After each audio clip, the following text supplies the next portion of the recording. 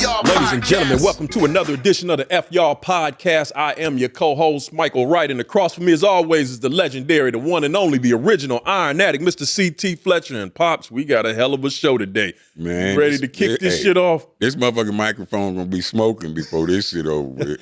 We might not have but one follower left, but fuck it. Hey.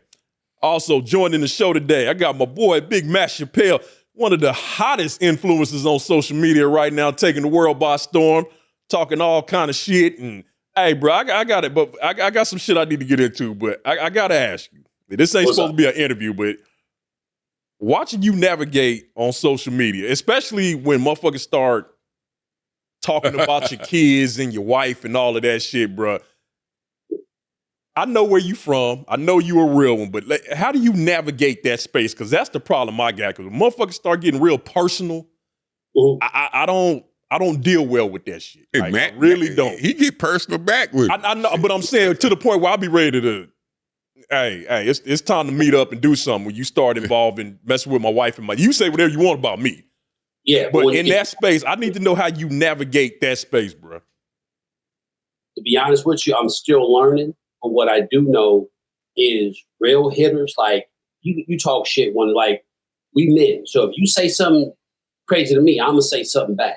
It comes down to who initiated this conversation, right? You might not like what I say, but when you initiate a level of disrespect, I'm gonna give it to you.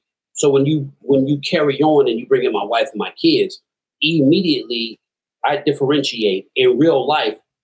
You know, in real life, we can cut. Niggas get killed over the Hell yeah.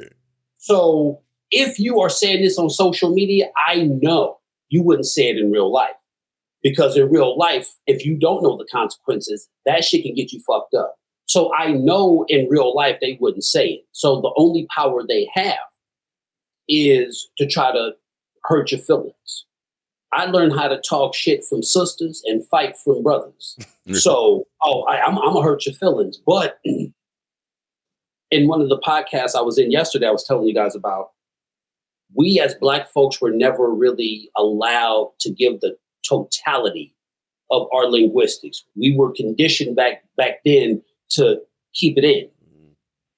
So me taking the initiative to cuss your mother, like read you to filth, I'm giving it to you because in real life I can fight and we can get into some gangster shit, but I know you would not risk your life over social media. So I'm able to see, like, he just doing this shit on social media, he talking shit. In real life, you would never talk about another man's wife or kids.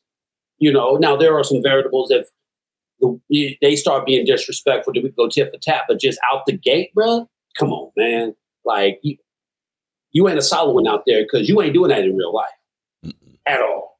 And that's my thing, especially when it comes to social media. It's just like, if I see some shit on social media I don't like, I just scroll past the shit. To take time out of my day to write some long ass caption, talking shit to somebody that I don't know is the most ridiculous shit I've ever heard. Stupid as fuck. And you know why that's an L though? Why doing that is an L? Because of what you said. Like, you can just block, not interested, but I'm still giving you space. I'm not in your shit leaving a long caption. You in my shit. Who win it? If I got you doing something, your hand is in my pocket, not the other way around. That's just what it is. I'm giving you space to talk shit. So if you talk, it come down to this. On social media, people talk shit.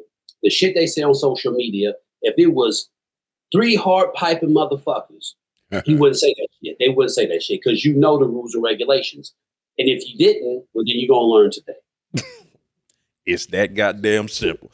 All right, Matt, I got more coming up with you, but today's show we have to dedicate to our man, Craig Monson. Y'all know Craig Monson, been on this show a couple of times, dear friend of the show, a real good friend of CT's. And Pop, I'm gonna let you take it from here. Just tell us about Mr. Monson, who y'all see up on the screen. That was when his last appearance on the F Y'all podcast and came on here and told some amazing stories. The man lived one hell of a life.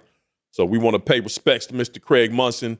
But Pops, I'm going to let you tell us something about Mr. Monson and Take it from here. When I was a young man, I was walking around Venice Beach feeling pretty good. I felt good enough to wear my tank top out there at Venice Beach. And some guy came up to me and he said, "Hey, man, you look like a small Craig Monson." And I said, "Wait a minute, motherfucker. I'm 250 pounds. I ain't no small, no fucking body." And then I kept on walking down the boardwalk, and I seen this big ass crowd just gathered around. I'm like, damn, who the fuck out here? The Beatles? Who the fuck is some sensational superstar must be out here? Just a big ass sea of people just surrounding this figure in the middle. And the closer I got, the bigger that fucking figure in the middle got. And I said, God damn. I had never seen nothing like Mr. Big Hands Craig Monson in my life up to that point. And I was a frequent visitor. Every weekend I went to Gold's Gym, kind of compare myself. And I see, Victor Richards. I would see all the bodybuilders preparing for competition training at Gold's Gym. That was their spot back in the day. And I felt pretty good. I said, well, I'm kind of, I'm big as they are. I'm feeling pretty good. And then I strolled down there and seen Craig Monson and all just erased my idea of what enormous was. From that day forward, I wanted to be Craig Monson. I wanted to crack fucking sidewalks. Every step that motherfucker took looked like the sidewalk was busting. He was ridiculously big. I seen him standing next to the great Sergio Oliva, the guest posing, and he just dwarfed Sergio. And if you guys know, Sergio was known like, the mass monster of 60s, 70s, and even early 80s. And Craig I could not believe how much bigger Craig was than the myth. And I'm saying, shit, if that's the myth, what is this motherfucker? God damn. But he was, later on, we got to be good friends. And I called him my big brother.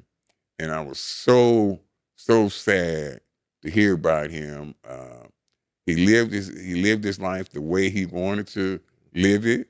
And he went out the way he wanted to live it. He did not want to be on dialysis. And trust me, ladies and gentlemen, I pleaded with him. I did my best to get him to go ahead and do it. But Big Craig said, I refuse to do it. He said, that's not living. And man, I understand the hell out of that very well. If you in a position like that, it is not, being alive and living is two different things. I very much understand that. So Big Craig, I salute you, brother. And, get that pig iron ready for my ass. We'll be up there doing some sets. Yeah. So, ladies and gentlemen, if you are not familiar with who Mr. Monson is, there's a short video I want to play. And it's a part of this video after it plays, it pops, I want to ask you about. So, Solomon, if you could roll that video, let's give the world who may not know who Mr. Monson is, let them know exactly who this brother was.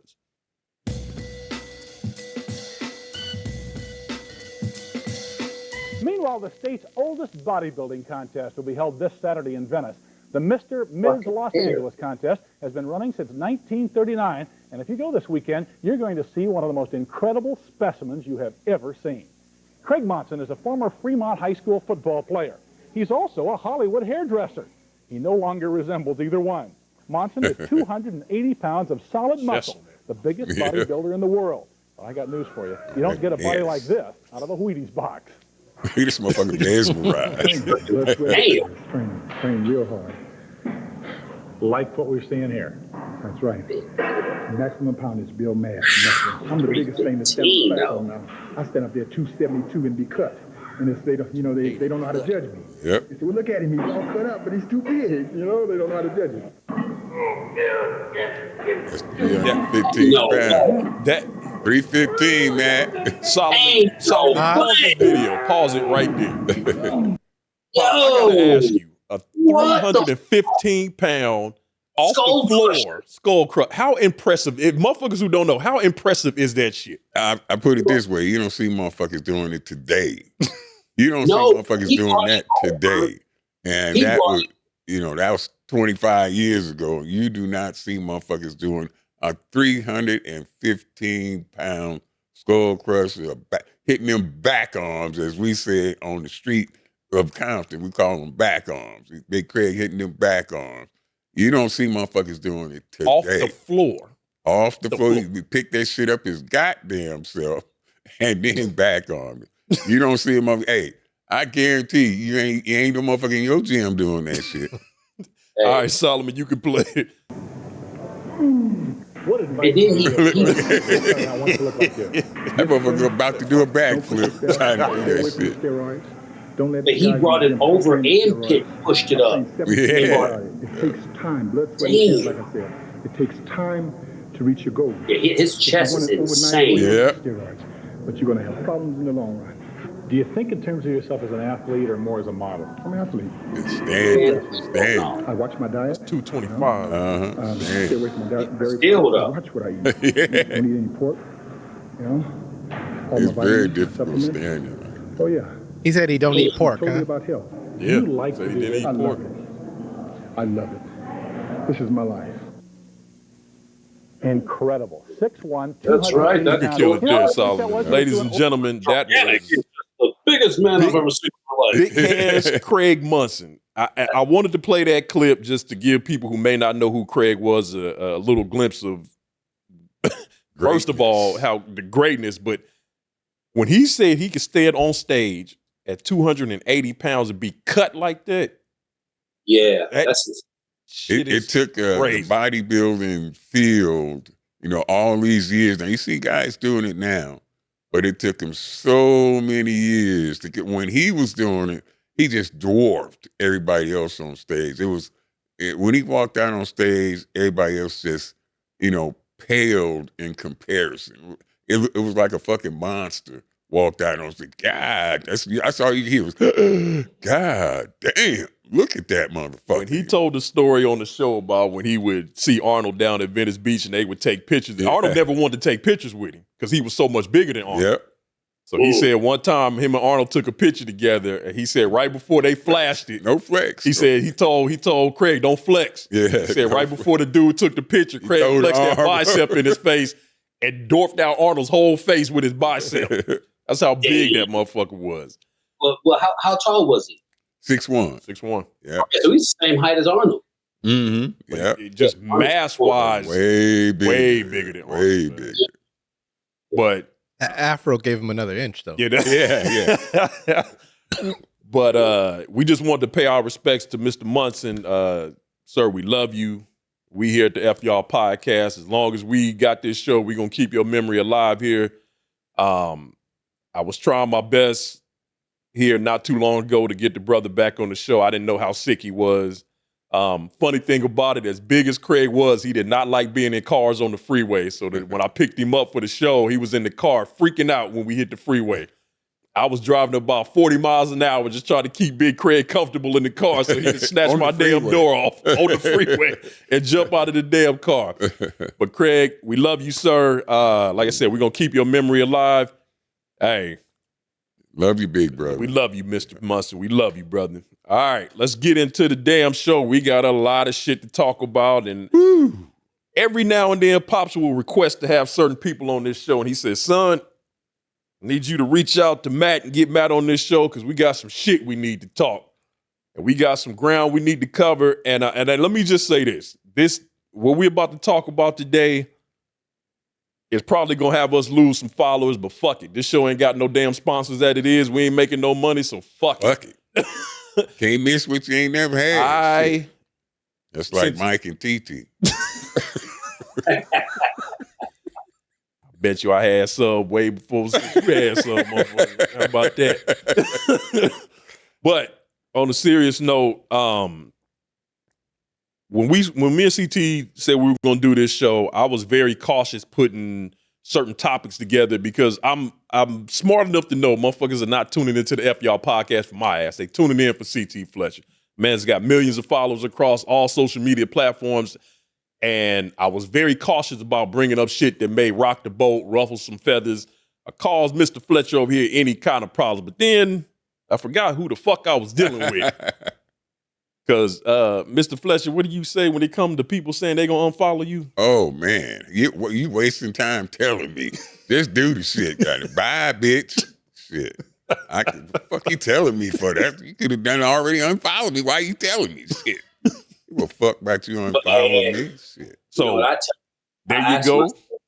And as the shirt says, the F Y'all podcast, your feelings are irrelevant. So if what we talk about today causes you to unfollow us or unfollow Mr. Fletcher.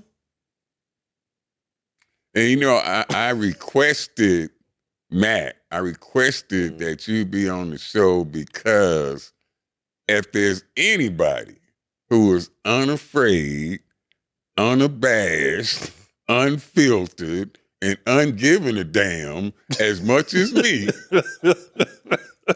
it's your motherfucking ass.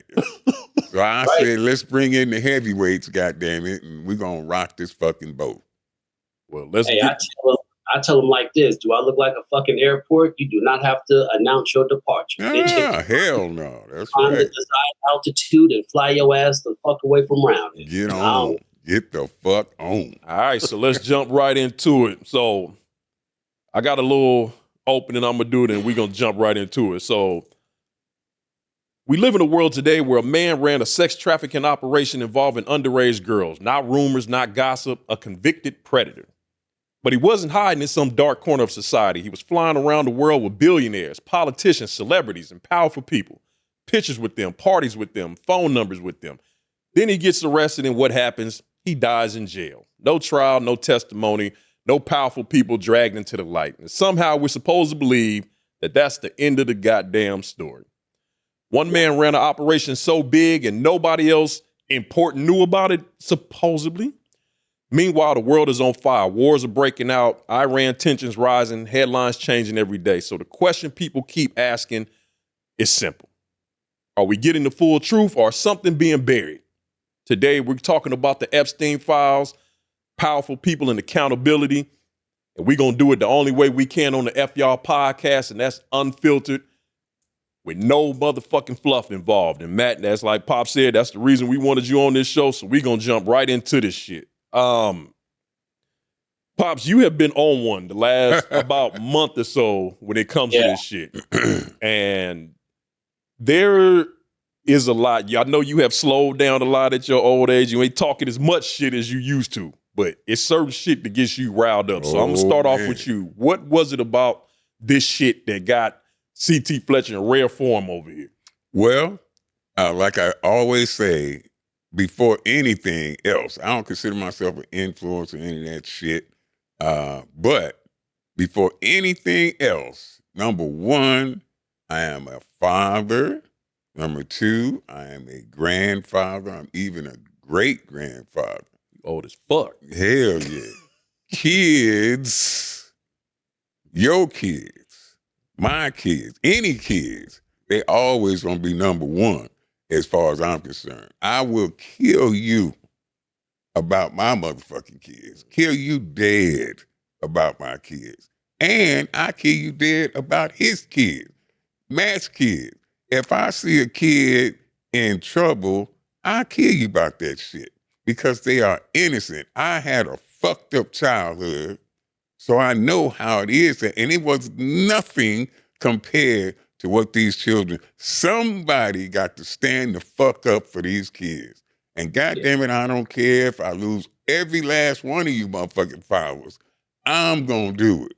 It's my personal responsibility to them to speak the fuck up. And it pisses me off. I don't know about you, Matt, but it pissed me off that we got these other motherfuckers out here with big giant platforms talking about every fucking thing else, but they goddamn silent when it comes to kids. You can talk about every fucking thing on the planet, basket weaving and bacon and cookies and shit, and what you had for lunch. Motherfucker, I don't give a fuck what you had for lunch.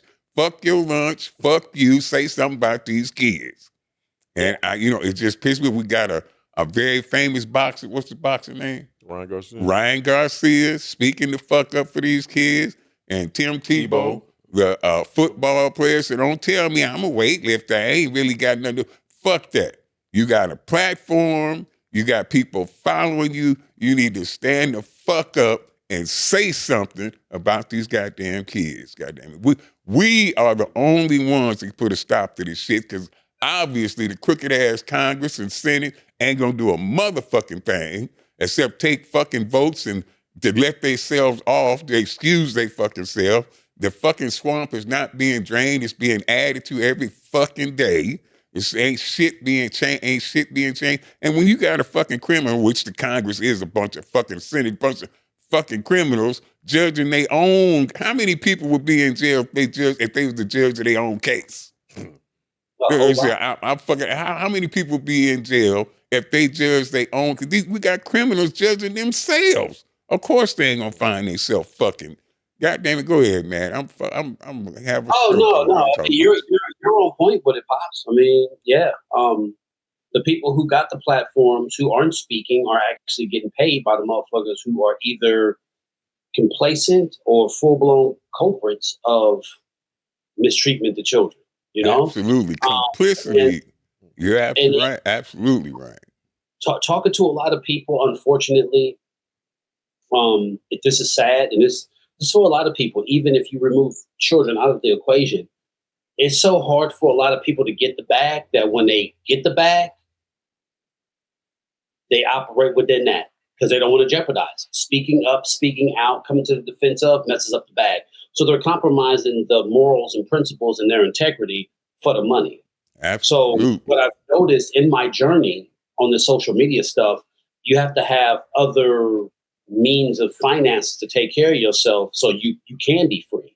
Mm-hmm. And I don't know if there's a lot of people, but you know, a lot of people do need to speak. Actually, not just speak up. People need to get their ass whooped. They need to get stomped out. There's a lot of like, you know, a lot of shit is happening, and people have created their own bubble, their own reality, and it needs to be burst.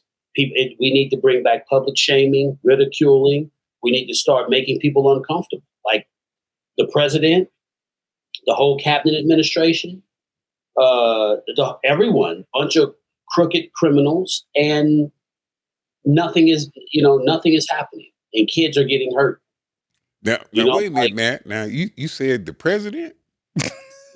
Did you say the president? The current president? Now wait a minute. He know it? He know it. Everyone knows it. Everyone knows it's so bad that he had to start a war to take people's attention off of. Oh shit, Solomon, can you play that clip, please? Yeah, wait, man. He said the president. So that's fucking half our followers. Epstein was hiding in plain sight. We all knew about him. We all knew what he was doing, but we had no one that was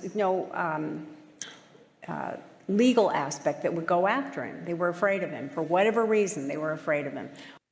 That is Cindy McCain. Cindy McCain, the wife of the late Senator McCain, and she said it plain as day.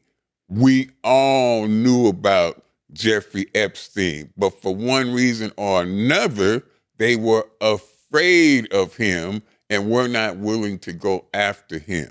Now,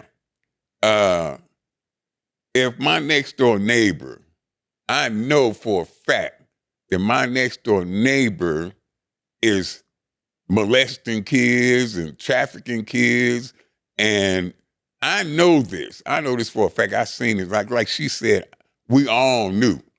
And I don't say nothing. I don't tell nobody that my neighbor's over there molesting kids and trafficking. If I don't say shit, I'm just as guilty as that motherfucker is. So when you tell me that my president didn't do that, we did not do that shit. If your fucking president knew about that shit and didn't say any fucking thing, he is guilty. I don't give a fuck what you say. You can say whatever fuck. Oh, well, he didn't, no, you won't see him. He didn't do that. If motherfucker knew and didn't say nothing, he is just as fucking guilty as the fucking doing it his goddamn self. If I know this motherfucker next door to me is hurting kids and trafficking kids and murdering kids, and I don't say nothing, I'm complacent. And by my complicity, I am guilty. So fuck what you're trying to defend this motherfucker. It's fucking guilty. And what's crazy is, you know, when they say, you know, if I don't agree, but because I understand a lot of things, like if they were to just come out with all of this shit, you know what? You know what's funny? Even if they was to come out with all of this shit, it would happen the same way if we focused on mental health. Because mental health affects everyone. So just imagine how big apples to oranges is still fruit. But when we talk about mental health, if you notice, we don't focus on mental health because that means everyone's under the microscope. The president, Senate, Congress, EMTs, whatever. And these discrepancies can have you like, you can't do this shit, right? That would destabilize everything. This right here, it would fucking just collapse, which it needs to happen. Absolutely. I believe that was Pam Bondi herself that said, if we release everything, the system itself would collapse. Man, and I don't know about y'all, but I can't wait for this motherfucker to implode, collapse, motherfucker. Yeah. Burn the motherfucker, scorched earth, burn this motherfucker down to the ground. We definitely need to start over because the motherfuckers is in there and it's just been in there is full of shit. How can this shit go on for this many decades? How can this shit obviously it's some fucked up, and they've been fucked up for a long time. What they didn't take in consideration when they were writing everything, the forefathers, generations are affected by the signs of the time. Things change, right? The human lifespan is like 78 years old, but we'll say 100, right? Let's just say 100, even number. America's turning 250. If nothing has been updated to a certain degree, amended, things change, this is what we have. We have uncertainties. People don't have anything. It's really fucked up. And the only reason why it's fucked up is because there are no contingency plans. No one's taking into consideration that, you know, you have different ethnic groups, different cultures, different perspectives. All are influenced by a society that's manufactured. If you do it right and everyone has, without the have-nots, it can be more cohesive. But it's so unstable, and then people lie and misinformation, this, that, and the third, which is the signs of the time, because now we have social media. See, Pops, back in your days, right? You know, motherfucker tell you some shit like, oh, so-and-so made an attempt on so-and-so's life, right? And then like maybe 2 days later, something bigger happens and it overlaps that. And then you forget about it. Social media is digital footprints. So I didn't say that. Oh, you didn't. Cue the video. Now we have 3 months ago. So that in a way allows us some type of stability to hold people accountable to say, hey, you like with the current president, so much shit. This administration, so much shit. Like the director of the FBI at a fucking hockey game drinking beer. Like what? You know, while all of this is happening, they're still protecting the Epstein files and not releasing them. I just hope the international investigation from different countries, they're not obligated, nor would they even redact names. I hope, because we going bad now. We going bad. In my world, names are out there. Names are found. Shit happens. Yeah, you absolutely. You consume it. It's simple army. You acquire the intel. You boom, boom, boom. Execute mission. That's it. Now I'm gonna ask y'all, what do y'all think about? Absolutely. What do you think about this part now? Files come out. Certain parts of the files come out. A whole lot of redactions of pedophiles. Now, them motherfuckers, billionaires, they are redacted. But the victims' names, where they live, all the information out there. Now, I want to know how in the holy fuck could that have been an accident? Oh, we're gonna keep this motherfucking billionaire private. We're gonna cover his name up. But these victims, and this is the goddamn Justice Department who's supposed to be looking out for the fucking victims, and their names is out there. They're exposed, but these motherfuckers in power with the money, they covered up. Now, when I heard that shit, I said, ain't no fucking way that's an accident. What do you think, Mike? It damn sure ain't no accident. Like that shit, it don't take a rocket scientist to figure that shit out. Again, like Matt said at the beginning of the episode, they are protecting these motherfuckers because they are cutting the checks. Like you said, they are billionaires. They are cutting the checks.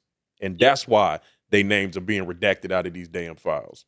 But here's a darker hypothetical, right? This is very dark, and it's doing. I almost know where you're going, but I want to hear it. Yeah. We this right here is nothing more than a PDA with the ability to make calls. The internet, you can find where a person stays. You can find anybody. If you have a social security number, you can be found. You're only as good as your resource. And if you collect names, you can do shit. It happens all the time in other countries. That's it. I can't say no more without incriminating. But if the people don't get justice, if you depend on Matthew to give you a ride, Pops, and I don't give you a ride, not only is it fuck Matt, but you're going to get off your ass and get to where the fuck you need to get to. You're going to take it upon yourself to do it. So people, I will say we have depended on a system that failed us. We are in an era where we can find your information is public. The only thing that's secure is your social security number. Where you stay at, like realtors can find you. They can find everything about you because you're dealing with big money with realtors, these homes and stuff. So they need to do it. You can be found and you can be handled. I have, in that same vein, I have a question for you, Matt. Yes. You hit the nail all up on top of the motherfucking head. You can be found. And with these good hacking ass motherfuckers we got out here today, now they broke into the Pentagon. They broke into the Social Security system. They broke into the IRS.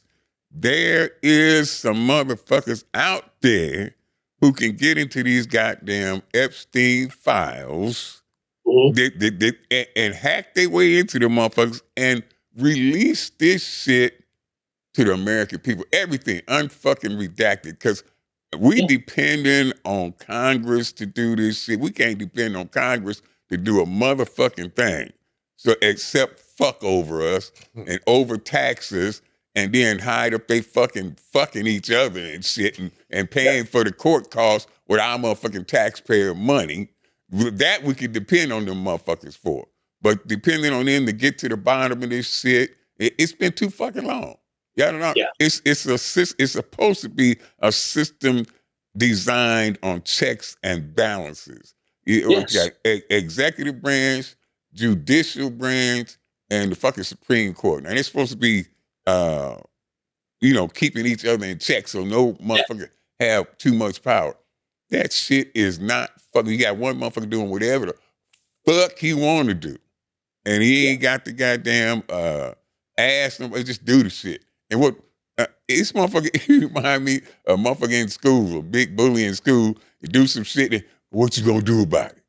I'm gonna do this shit, I'm gonna do this motherfucker shit, what you gonna do? You ain't a fucking thing you can do about it. What you gonna do about it, motherfucker?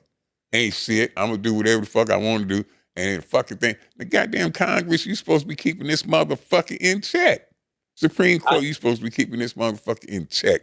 And if you can't keep him in check, then what the fuck good are you? I think, these people are scared because, absolutely.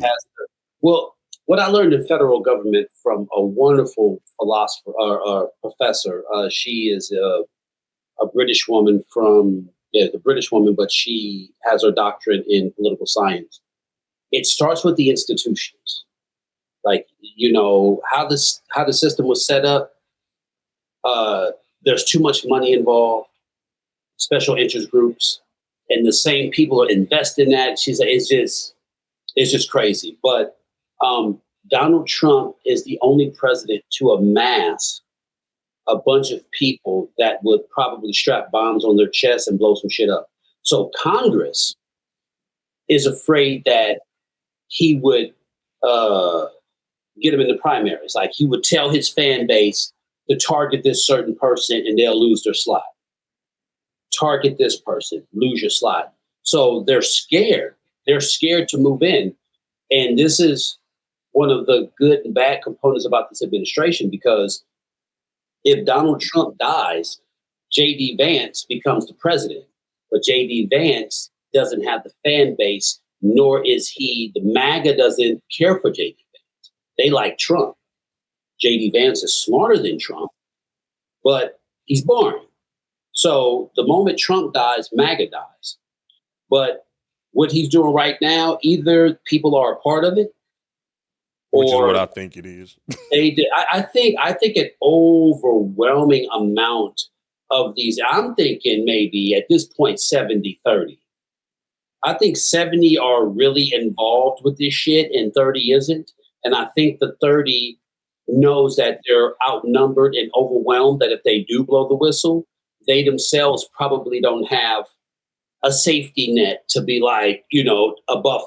So that's a lot of people, a lot of money, reach arms, I mean, our government, our country is rooted in this shit.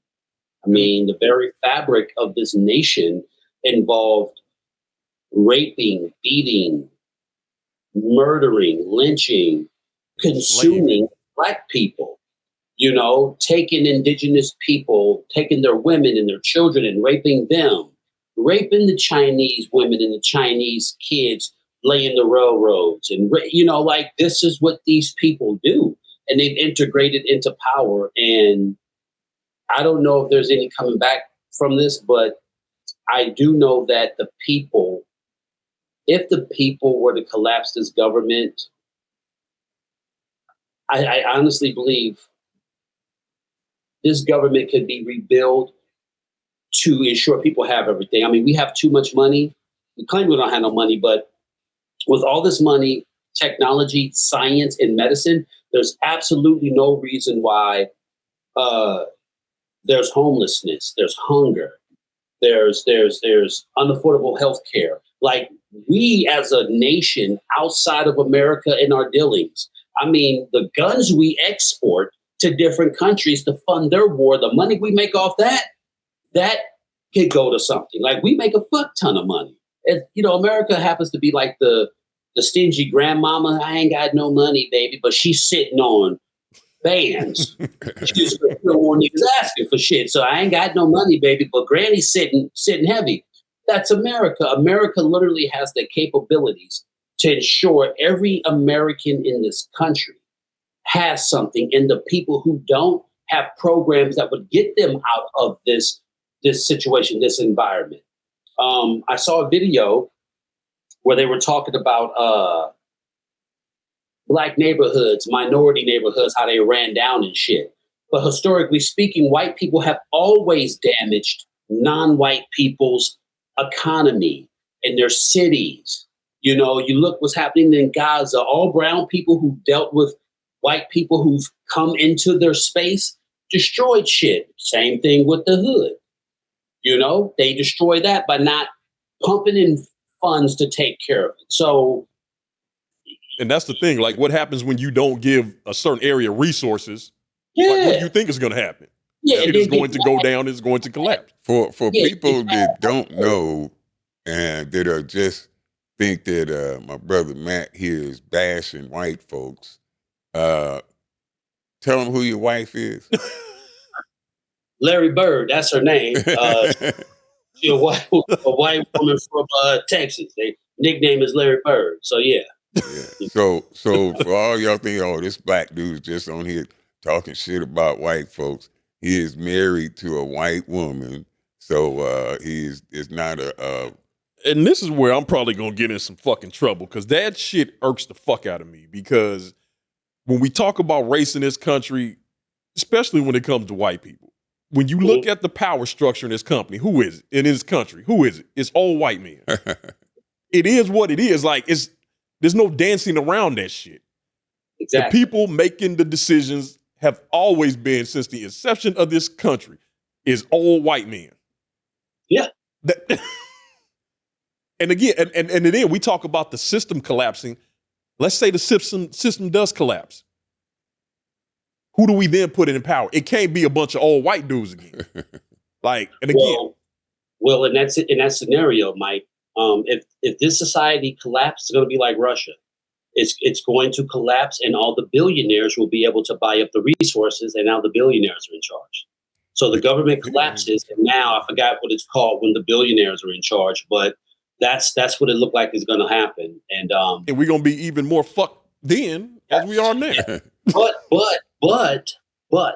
paramilitary, whatever, blah, blah, blah, blah, blah, it's going to force the people to, it's just going to put it this way. The long game on people's behalf is going to be surgical strikes on certain things. Who's the think tank? Boom. Who's the finance? Boom. That's what it comes down to. Because it's always power to the people. It's always going to be liberate the people. But we need to start looking 5-10 years down the line on what are these people trying to do and what are they trying to build? Because, while we were at war, Iraq war, all of that shit, every other country was building themselves up. Building up while America was profiting off war. China, let's just look at China. China's going to do what China does. But one thing about China is China's been dealing with trade 5,000 years. They got equity in the game. The only beef, and I have a running gag, I said, the only beef I have with Chinese is that they shouldn't have gave them white folks gunpowder. They should have get your ass on. They ain't giving you no gunpowder. You can get some of this tea and some spices, which we know you niggas don't use, and get on. We ain't giving you no gunpowder, but no, China been invested, and they were working with minerals and rare minerals and the stuff that is needed to make cell phones. It comes from there.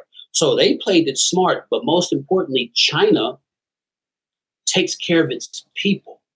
And with that, it further solidified my own thesis about this white ideology and white indoctrination, is that it is a white indoctrination. And until there are no more non-white people, this is how it's going to be. Because why does China take care of China? Because it's China. White America wants to take care of white America, but they can't because there's other minorities. But I bet you if we weren't around, these white folks would be living a lap of luxury, not wanting to do shit. They'll have everything. Everything will be copacetic because they don't want non-white people to share space with them. And if they're in control, no, these fucking filthy illegal immigrants, these black people and the loud ghetto girl. And, white people have a problem with everything except white people who make their lives difficult. So yeah, man, these motherfuckers are on dick, dope, and dynamite, man. And it's gonna be a time where, you know what it is. Because I want people to know that I am not on here to just bash your political choice, because my overriding message is fuck both of them, Democrats and Republicans. Fuck both y'all. And the reason why I say that is because how many different administrations have been in charge of going on while Jeffrey was doing his motherfucking thing? At least four. I mean, it's probably, I think the motherfucker was doing it before then. But and there were Democratic and Republican presidents, like McCann's wife said. We all knew. All them motherfuckers knew about it. And I don't give a fuck if you Republican, Democrat, whatever, same bird, different wings on the same fucking bird. fuck both you motherfuckers. If you was complicit, if you knew about it, and you didn't say shit, your ass guilty too. And I don't give a fuck. I mean, fuck your political party. People should be pissed. People should be outraged about this shit. People in fucking general. If you are a parent, if you're an uncle or aunt and got some little kids you know, and you love them, you should be pissed off, outraged about this shit, and not let this shit fucking let them come up with something else, or war, or whatever the fuck it is, to distract you from this bullshit. This shit cannot go on, whatever the fuck they got going on, whatever the fuck they... But wait a minute, motherfucker. What about Epstein? I'm going to keep reminding your motherfucking ass until somebody get locked the fuck up or killed or assassinated. I want, Matt, we have to talk about these devil worshiping motherfuckers. That's why I wanted 2 hours, because that's gonna be an hour by goddamn self. Talk about, oh my God. And that's the thing, like, when you really sit back and look at all of this shit as a whole, like you said, I'm really blown away that more people aren't outraged by this shit. Yeah. To see the people like making excuses for Trump. They said Trump appears in the Epstein file over 1 million fucking times. And they still trying to act like, oh, he didn't know Epstein like that. He's the one who brought it out. He's the one who brought it to the attention. He's done more with the Epstein files than any other president. And we still don't know a goddamn thing. Really redact. You can let the shit out if it's fucking black ink all over the motherfucker. But that's the thing, like when you talk about Democrat and Republican, because my thing is this, y'all making excuses for Trump, they talk, well, Bill Clinton's name was mentioned. Fuck Bill Clinton too. Fuck him. Yeah. And it's just what it is. Like, I can say that. Bill Clinton, fuck you. Fuck that. Bill Gates, fuck you. Fuck you. All the rest of these motherfuckers in there. But when it come to Trump, they Wexner. Fuck you, you old bastard. All of a sudden, this motherfucker senile. Now, how did he get $1 billion of your money, Lex? I don't really know. Shit. Have you ever known a fucking rich motherfucker to not know how somebody got their goddamn money? Oh, no, I don't really know what was going on. You a motherfucking lie. Your ass know what was going on. Your ass know you gave this motherfucking control. You can do every fucking thing. Lex, you a fucking lying ass bastard. And I said it, motherfucker. You're a lying ass bastard, old bastard. And goddamn, what little life you got left, it should be spent under the fucking ground. But first tortured, and then spent under the jail, motherfucker. Fuck that. God, I got a old motherfucker in jail. Fuck that. I got a friend I talked to, very popular, very famous. I'm not gonna say his name or their name, but they've been around and been in situations where it's like, abso-fucking-lutely not. I'm out. Some of the names I heard, that's for show. I was like, word? Yeah. What? Yeah. I'm like, man, I'm gonna tell you, man, it's a cold game. It's a lot of people that are perverts. And to be honest with you, if I had the money, like, you know what, it ain't gonna never happen. So I'm gonna say it on the show. I daydream and I'd be like, you know what, man, I want to go meet the cartel and ask for a favor. Let me buy. I need. Matter of fact, I don't need. I would like.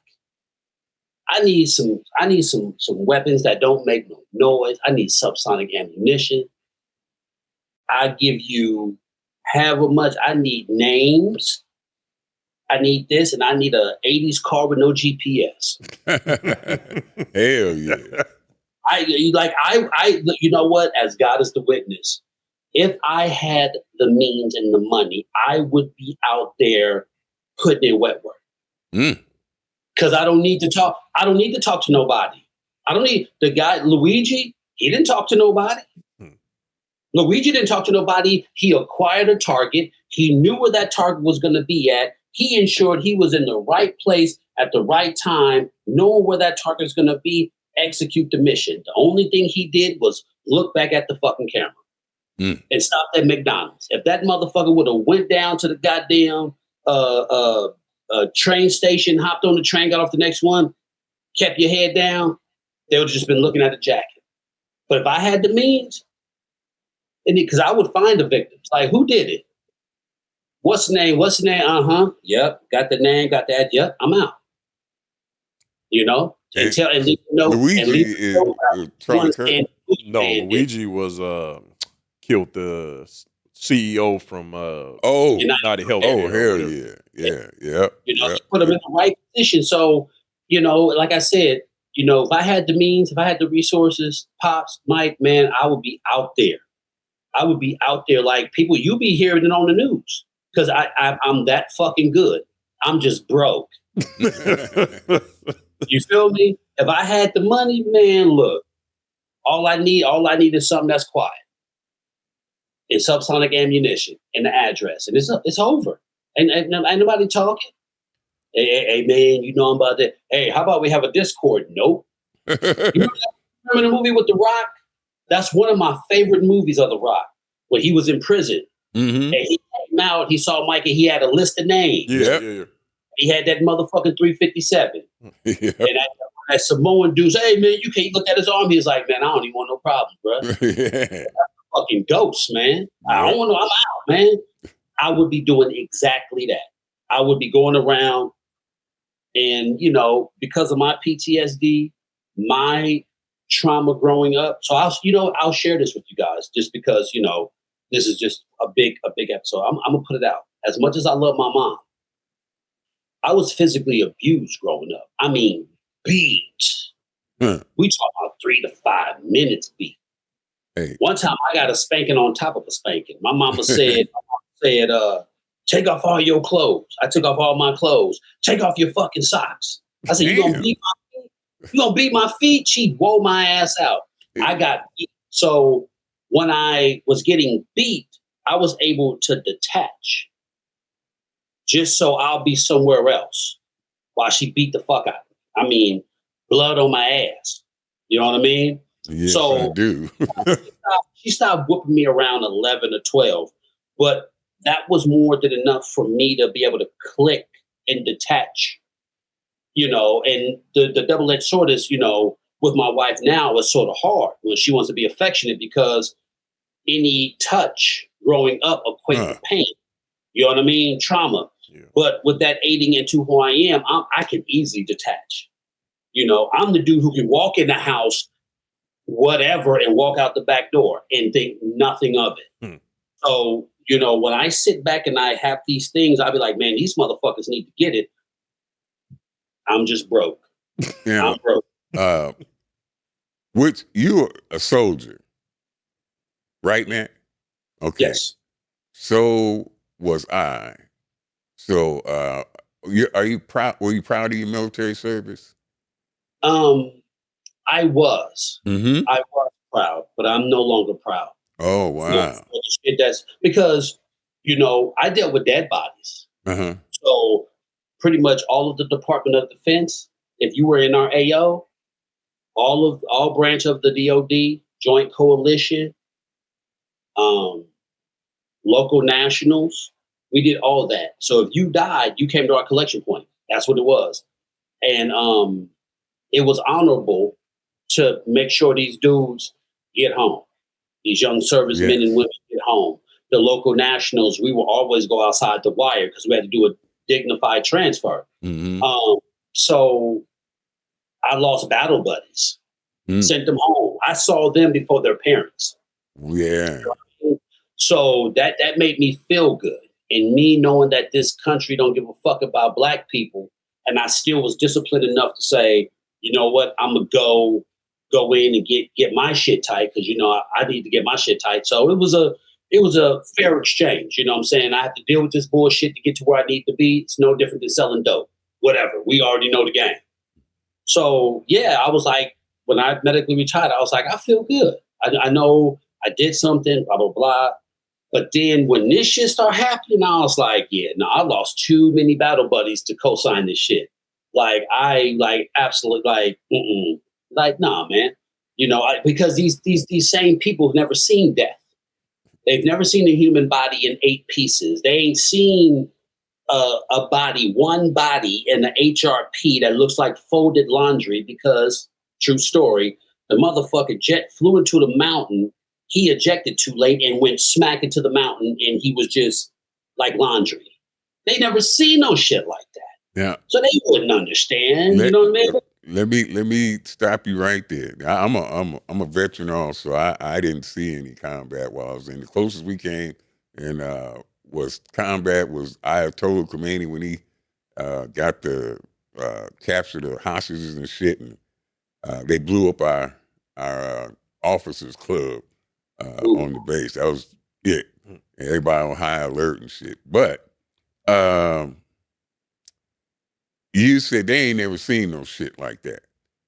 Meaning the motherfuckers just sending these youngsters over there to die have never, this has always fucking troubled me. It bothers my spirit that a motherfucker that never even signed the fuck up can send your child to die on foreign soil, and you ain't never served a day in the month. Commander-in-Chief, that shit has always fucking bothered me. Yeah. I don't think a motherfucker should be allowed to be the commander-in-chief of squat if your fucking ass didn't have the balls to at least sign the fuck up yourself. There should be an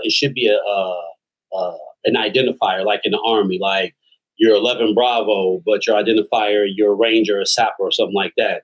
So the next president, like if you've never served in the military, you're just Mr. President. Yep. If you fuck the commander-in-chief, so you cannot. Yeah, if you serve in the military, if you serve, you can have the title of commander-in-chief because you serve.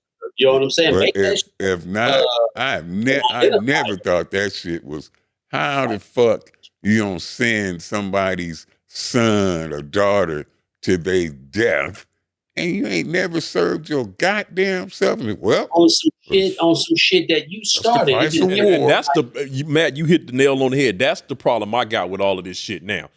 Yeah. It looks like we may be going to war and these kids are going to be sent into this bullshit solely to protect this motherfucker from keeping these goddamn Epstein files from seeing the light of day, or trying to distract people from that shit. So you willing to sacrifice all these young kids in the military to send them off to fight some bullshit ass war? That's the price of war. Fuck that. Yep, that's the price of war. Unfortunately, it's gonna be more dead. That's just the price of war. Motherfucker, what do you know about the price of war? Yeah, you've never been there. Your fucking bone spur having ass. I don't even think he got the balls. That motherfucker didn't have no bone spurs. That was just an excuse for his ass not to go. Fuck up. You have to be bone. He just paid money for bone spurs because that's, how could you really tell? You got a bum knee or a bum hip or a bum foot. Over time, hey, thought your knee was fucked up, but bone spurs, like, okay, whatever. But no, so here's the thing. Once again, social media, and you also got to take into consideration that every generation is smart. They learn from the previous what the immediate and it established, right? So this is Vietnam 2.0. You start a fucking war and you have a draft because because once again, you started this war. So instead of asking questions, blah, blah, blah, blah, blah, and this further aids in what I was saying, like how media and social media is relevant to allow us to be like, Back then, they attacked the boat. We started it. We talk about what's happening. You said we're going to have a draft. Now it's like, no, you can have a draft, but we're not fucking signing up. We're not, nobody's going to know what. Look, they can't arrest everyone. It's not going to be what we're seeing. Remember, during the Vietnam War, you only saw what the media showed you, right? Mm-hmm. Now we're in an era where we see it all. We see there's thousands of websites showing different versions of the same war. More than enough to saturate, what is it? We're Gen X. So, you got Gen X, Gen Z, millennials, like we're watching this shit like, you got me fucked. No. And we got 400 million guns in this country with mental health issues and people who are hungry. Trust, okay?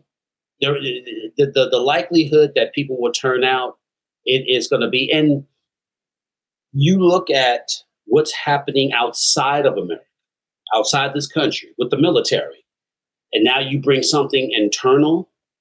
You don't even have the manpower to handle the people in the chaos. You just don't. And once again, this all ties into what you said, Mike.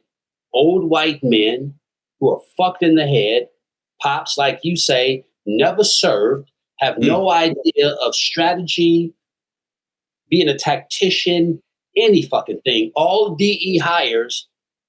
You know what? And I'll pass the mic. This current administration, these same white folks are no different than the forefathers with their lopsided ideology. The forefathers were white men who owned slaves, yet wanted to be free themselves. Run it back. The forefathers were a bunch of white men who owned slaves, who wanted to be free. Like, how the fuck you own slaves, but yet you want to be free? That's right. Left your fucking home country to be free. Yeah. Just so you could go enslave other people. Yeah. Like this doesn't make fucking sense. Yeah, and this doesn't make sense. You started this war not taking into consideration that the people in this country have optics on what's really going on from what you're not telling us. And you think the American people are going to be like, sure, I'll play my part. No. The reason why it worked back then is because people didn't have access to instant information. We have access to information. We know damn near more than the government before the government gets their hands on it. Hey, so when the fuck makes you think we're going to go to a war you started? Then motherfucker, show up to my goddamn house then. Fuck it. Show up. Show up. Show up then. I see so much shit come out on Instagram before you see it on the goddamn news. It ain't even funny. There was that's why they try to find this TikTok. Yeah, it was an old movie called Wag the Dog. Long time ago. It reminds me of what the fuck's going on now. They created a whole fake war and shit to cover up a president's sex scandal right before the election. Now it's so similar to what's going on. It's only this war ain't fake. There's some real shit. He started some real shit to try to cover up the fuck, try to get us to forget about these little kids who was raped and killed and murdered and forget about the Epstein. I'm like, hell no, motherfucker. I'm a pit bull. I done bit down into this shit and I ain't letting go. You got to kill a pit bull before that motherfucker let go. You beat him, hit him in the balls and everything else. He ain't gonna let go. Yeah, that motherfucker ain't turning loose till he dead. You had to kill him. Fuck that. I ain't turning loose.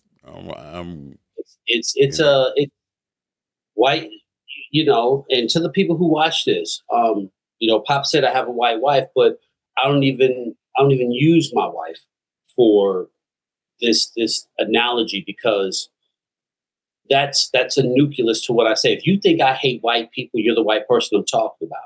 And if it's difficult for you to understand how I can talk this way about white people instead of have a white wife, you're the reason why shit is fucked up. It's not hard. Once again, and my wife told me this shit that fucked my head up. She says the reason why these same white people have a problem with what I'm saying or find it hard to understand, like, how can I talk this way about white people, my wife be white, is because white people don't have a collective.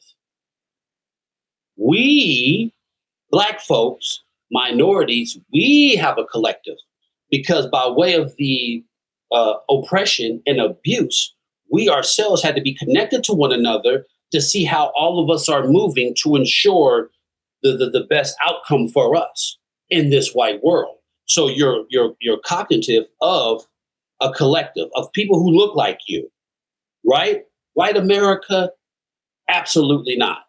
This is why I said, but not all white people. Okay, well, if it's not all white people, well, why the fuck are you talking then? Because you're that white person. You don't even see yourselves. You don't. White people do not see themselves. This is why when we talk about reparations, oh, well, you're not getting my money. White people don't even have no idea of whiteness. When we say white people, we're not talking about a white person. We're talking about the system, white people, the system. If they had a collective, they'd have been like, oh, shit, they ain't talking about us. I know what white people they talked about, though. The same white people that's fucking it up for us. The same white people in these red states who poor and uneducated, yet still voting Republican. You know, shit like that. Like, you would know what white people, but they have no collective. They have no idea of their own selves, which is housed in their whiteness. And we're reaching the age where someone's taking a pen and popping that motherfucking bubble and waking them the fuck up like, yeah, this is why I talk the way I talk, because black folks back in the days talking like this, I would have been hanged from a tree. But now I'll punch you in your fucking shit. And you're not used to a black man talking the way I'm talking because you grew up in a society where people have to modify and watch what they say or how they say it to you. Not this nigga. I'm going to cuss your ass out. You know, so that's just what it is. You know, so You know, that's why my dad. Oh, you know, we got enough. I'm gonna go back to, but the way you was brought up, Matt, you was talking about, boy, I mean, when you was talking about how your mom whooped your ass and made you pull your socks off and shit, I was having flashbacks because my dad would. I'm talking about emergency room visits, broken noses and shit like that. So we're on the same. Okay, yeah. So I was having flashbacks like a motherfucker when you talking about. But this one, I want to know how does one get? Oh, my dad was a preacher too, by the way, man. He was a preacher, and his favorite pastime was beating my ass. But there was people in the congregation, my dad's congregation. He had his own church and everything. That now I'm his son. I know what the motherfucker's like at home when he ain't in the pulpit and preaching and fire and brimstone. I know that this the same dude who slapped my mama down. I know that this the same dude who's fucking Sister Sally and Sister Ezekiel over here. I know who he really is. Yeah. But I got people defending my father to me. And I'm like, motherfucker, you know you sound stupid, right? You know I live with this motherfucker, right? And you gonna tell me about my father? Now, he had unconditional support from certain members. He had a couple women who divorced their husbands on my dad's say so. Now, divorce, that's power.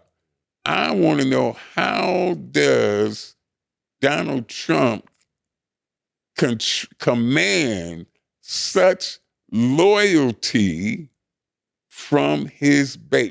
It's motherfuckers out there right now. If I say anything, if I say, I ain't even mention his name, I just say fuck Republicans and Democrats. If I say the word Republican, the Trump supporters come out strong. Well, not Donald. Not Donald. No. He's the one who brought this shit to. How does he get these motherfuckers so brainwashed and so, on his, that he can walk on water? Just like he said himself, I could walk out in Times Square, in the middle of Times Square, and shoot a motherfucker. And he wasn't lying. He could actually do that. He could walk out in the middle of Times Square and shoot a motherfucker. And they'd be like, well, they must have did something. I don't know. They're going to find a way to excuse. Just how many times you say it was mentioned in the files? Over 1 million times. Over 1 million fucking times. And Oh, well, I don't know, but it can't be right. Can't be right. Something's wrong there. I'll tell you. Pops birthed a lot of these gym motherfuckers, right? So it comes down to a person believing in you and seeing something in you that they see themselves. So you a big brother from the West Coast, clanging, talking shit, lift that motherfucker. That's us, right? So a lot of motherfuckers see that in you and they like, shit, I'm about to grow my beard out. I ain't never once worked out with a beanie on, but I see CT Fletcher working out with a fucking beanie on. I'ma do it. So it's the connection people see in people who inspire them. Now, this is where it gets fine because you were promoting wellness. Like you said, cracking the concrete, be in the hall, lifting that shit is still your motherfucking set. That's positive. That's positive reinforcement for one's overall health. Then you got a predator, a misogynistic egomaniac who abuses people, whether it's mentally. Fuck it, he don't look like I don't know. I would say sexually and mentally because nothing physical about this motherfucker comes to mind. But we'll just throw all three: physically, mentally, and sexually abuses people. His rhetoric, his identity, everything about him. There's millions of white people who feel the same way and they see themselves in him. The worst part about it is majority of these motherfuckers, Procyon loaders included, and if you don't know what a Procyon loader is, that's the real word for a raccoon. Call you fucking cool. Real names. Or Casa de Negros. Those are the people who fall within 51% of the adult population who's illiterate. They're fucking stupid, right? Because you should have the critical thinking skills to be like, I fucks with this dude. He legit, man. Right on. I fuck with him.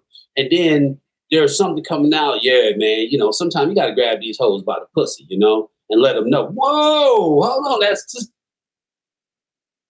Yeah, bro, I can't slide with you no more. I can't, bro. You do that shit. Yeah.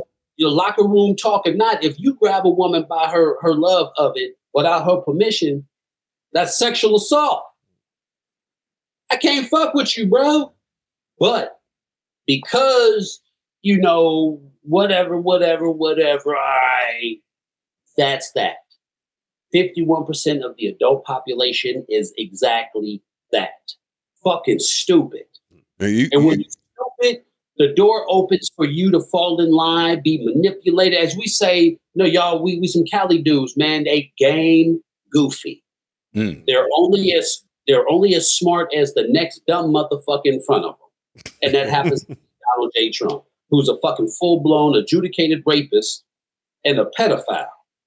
Now, this is what I'm asking. That's so something in, you brought the CT Fletcher story, some part, if the loud shit talking, the relentless obsession with this, some part of it, my childhood, there's some part of it that the people that do follow me, they see themselves. They see part of themselves in me. So I'm gonna follow this because I see my dad was a rough motherfucker.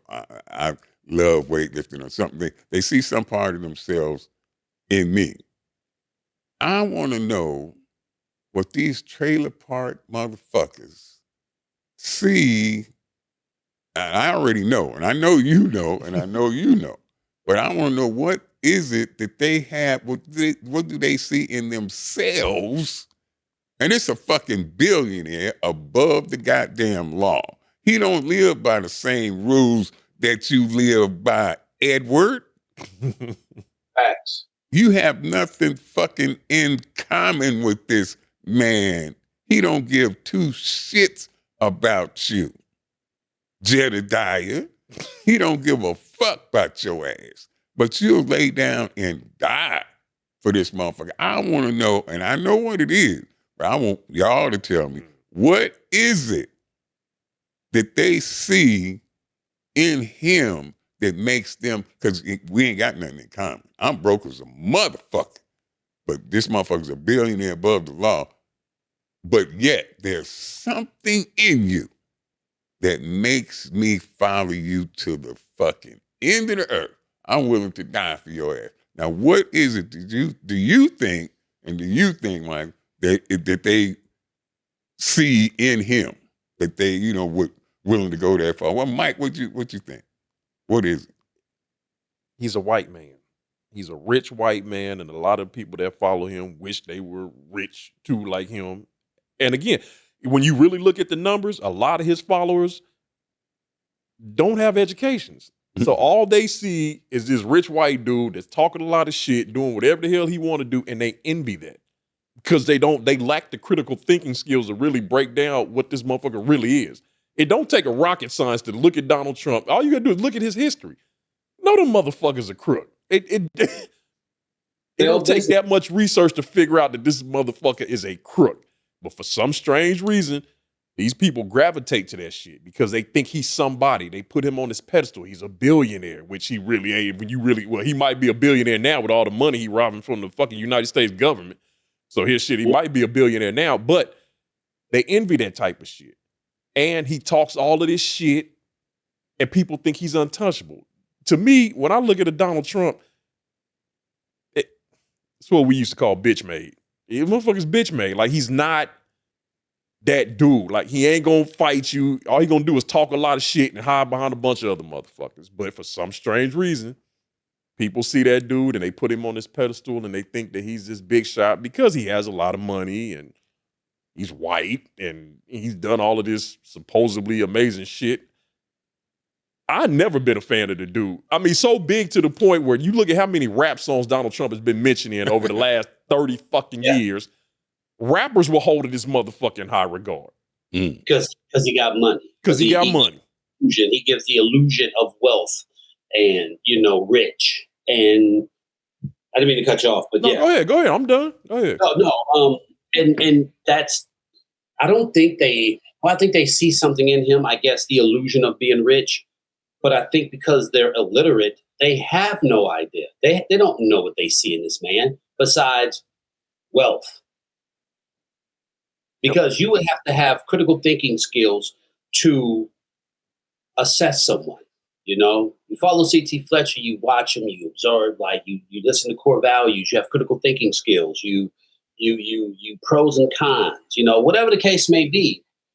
If you don't have that, you're not fully capable to do these things. Oh, he's rich. They don't care that he's a failed businessman. I mean, I keep it around white people. I know you come up with a business, you run the business, you then file for bankruptcy, you put that business or the finances or the assets in another person's name, you keep the assets in another person's name, you close the business, you take that asset, you open it up again. You don't file bankruptcy 6 times. I filed bankruptcy once. If I file bankruptcy again, they're going to be like, you know what I'm saying? So a lot of people are just illiterate. They see an illusion and maybe, cherry on top, they see a change in the system. He's not a part of the system. He's not a part of the. He's a fucking rich white man. He is a part of the fucking system. He is the system. As you can see, he's raping children. Part of the system. Because if he wasn't, he could have been the white man and been like, you know what? I'm about to just end all this. So, if he is who he is, he has power. Enough power to where he could jump out and be like, yeah, all these motherfuckers is guilty. But he's one of the people, which means he's a part of the system. And what people see who voted for him and Donald Trump is hatred, bigotry, and a lack of human components. And the illusion of wealth. Now, the thing is, nobody as of to date has received anything from this man? Nothing. Now, Nothing. Matt, Yes. I want you to go them last 3 things that you said. Because I'm finna tell y'all. I asked you what do they see in him? Now, Hatred and bigotry. Now, bingo, goddamn. Bingo. You want to know why these motherfuckers support him to the goddamn end? It's because they see the hatred and bigotry in the motherfucking cells. Hell yes, I support. Take away equal employment opportunity. Hell yes, Donald. Fuck yes, I'm with you on that shit. Remove goddamn Martin Luther King, remove statues, fuck Black History Month. Hell yeah, Donald, I'm tired of them motherfuckers. You're absolutely right. I'm on your motherfucking side. I see myself. Fuck yeah, Donald, you are our champion. That's exactly what the fuck we should be doing. Fuck, you want to deport some illegal aliens and send them back to Mexico? Fuck yeah, I've been wanting to do that shit my whole life, Donald. That's what I see in you. This is a champion for the causes that I believe in. I'm a racist motherfucker, and I applaud this racist motherfucker. Now, that's what they see in him. Now, I know I'm going to lose a bunch of followers, but fuck all y'all. That's the goddamn truth. I see this motherfucker don't hate. He's trying to everything is black. He don't want us to know. Don't teach the shit in school. I don't want you to put no monuments. I don't want you to say a motherfucking thing. I'm trying to erase all this shit from the history books. Hell yeah, Donald. You are a champion. I've been wanting to say this shit my whole fucking life. And finally we got somebody in the office who's saying the shit out loud. And I don't give a fuck. I'm going to follow this motherfucker straight on off the edge. I don't give a fuck. I am with this. That's the fucking reason they are so in love with this motherfucker.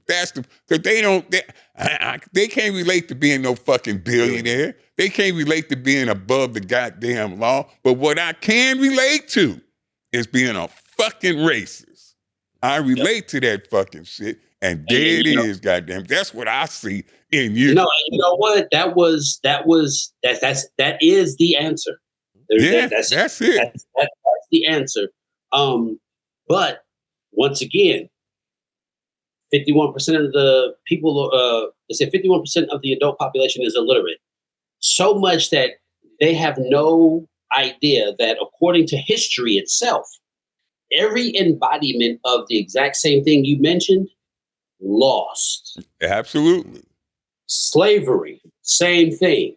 Segregation or Jim Crow, same thing. Segregation, same thing. Civil rights, same thing. I have another question for you gentlemen while I have you here. Now, this is just my opinion. Okay. I think that there's something worse, and you touched on it briefly, Matt, than your normal blind, leading the blind, sheep-ass motherfucker. And that's people with the same skin color as you, me, and Michael, who are in full support. I call it coonified. Them coonified motherfuckers. Yeah. Now, that's the only thing possibly worse. No, it's not possibly worse. It is worse to have these coonified motherfuckers. What's the one Republican that's he finally found? That's him. They finally found a resemblance, or tried to find a resemblance of where a backbone is supposed to be. But let me ask you this though: have you heard shit from him since then? Because you know what? He motherfuckers. Let me calm down. I'm finna have a stroke. This motherfucker finally, he tried to find a backbone. He reached down all off in his asshole and tried to find a backbone. So he's, I just can't let this go. I am still black, I think. So let me say something. Black folks is not monkeys. This is just too far. That's just. And so he he said a little something. Like you said, like you pointed out very astutely. Oh, thank you, sir. Motherfucker ain't said shit since. Because they told him, if you don't sit your dumb ass down and shut the fuck up, boy, do you know we will have your goddamn job, boy? You done fucking forgot who you are, boy. Yep. Now shut the fuck up and don't say shit else about this shit. And he went right, took his coon ass right on back in the corner and shut the fuck up. Pop out every now and then showing all the motherfucking teeth and gums. Every smiling last one of them. Kissing Trump's ass. Now, you motherfuckers disgust me. You motherfuckers he's wonderful. He's one.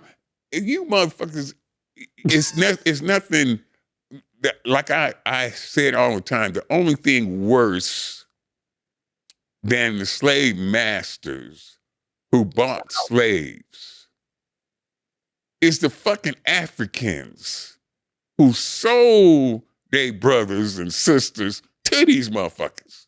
The only you coons. The only thing that's possibly worse is for you coonified motherfuckers, and you goddamn it, I said it, you're a fucking coon.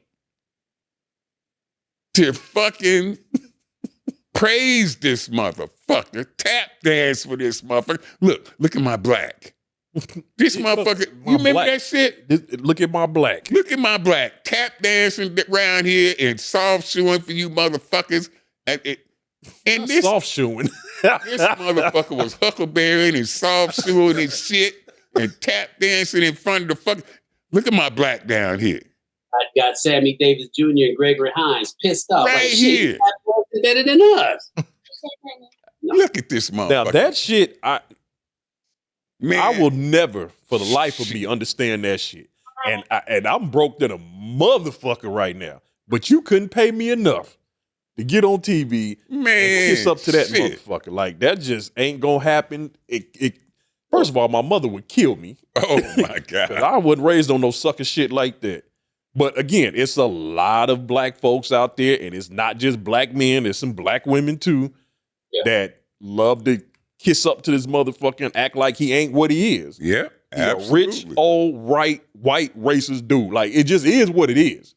Yeah, yeah. Like I don't, and the people tap dancing around that shit, I don't get it. Oh, he slept with black. Then the justification is he slept with black women in the 80s. Who gives a fuck? So did the slave master. Thomas Jefferson and all them motherfuckers was fucking the shit out them black slave women. A lot of those protein loaders, they take what we as black people do and use that, how we act, like our deficiencies, which we do have deficiencies, but these are the same black folks who don't know the game. Like, you ain't supposed to say that shit out loud so these white folks can take it, stick their hand up your ass and turn you into Kermit the Frog. These are the conversations that you need to be having amongst your peoples. Yep. We every ethnicity has problems.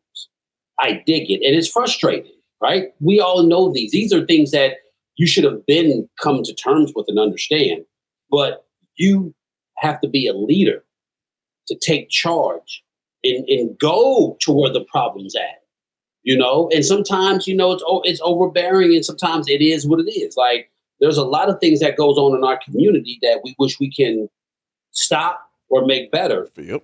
But to take the frustration and say it on a platform to where white folks can then say, see, we don't have to say it because he's saying it. Mm-hmm. You can't do that shit. Like, you can't, you can't be like that, man. You can't.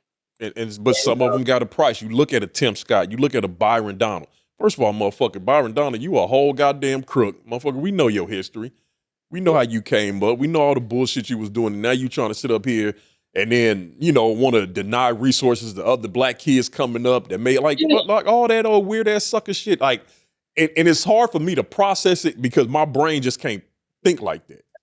And I sit here and I watch these dudes on TV and they trying to sound all articulate and, bitch, shut your ass the fuck up. Like, I'm watching you in real time sell out your own people For what? Tim Scott, you didn't get a spot in the cabinet. Trump blew your ass over. Byron Donald blew your ass over. What's the other weird ass Wesley Hunt just got his ass blown out in fucking Texas. Like I hate his face, man. He's down here in Texas. I used to see that motherfucker every day. I used to be like, this motherfucker ugly. And you know what's funny is always them niggas that look funny. Tim Scott ain't nothing but gum and teeth. Like, but again, but when I see Tim Scott, the one thing that stands out to me is when he's with his mom. He's up there with his mom, and his mom be co-signing that shit. I'm like, lady, you grew up in a time, like either you just to the point where you just like, my son is doing okay, so I gotta, I've been through a lot of shit, but here my son is, in the politics and trying to make a name for himself, and I don't want to rock that boat. But she really stands up there sometimes. He's talking that bullshit, and I'm like, lady, you look. First of all, you've been around the block 100 times. You notice this shit that your boy is talking is bullshit. Because I'm gonna tell you right now, my mother, she wouldn't play that shit. I ought to get slapped all upside the motherfucking head standing on stage talking that shit. Like people. First of all, she wouldn't have been up there with me looking like a dumbass while I stood up there and talked that shit. But the minute I came off stage, I guarantee you I'd have got my ass knocked the fuck out. Like, it is what it is. So I can't understand cats like that.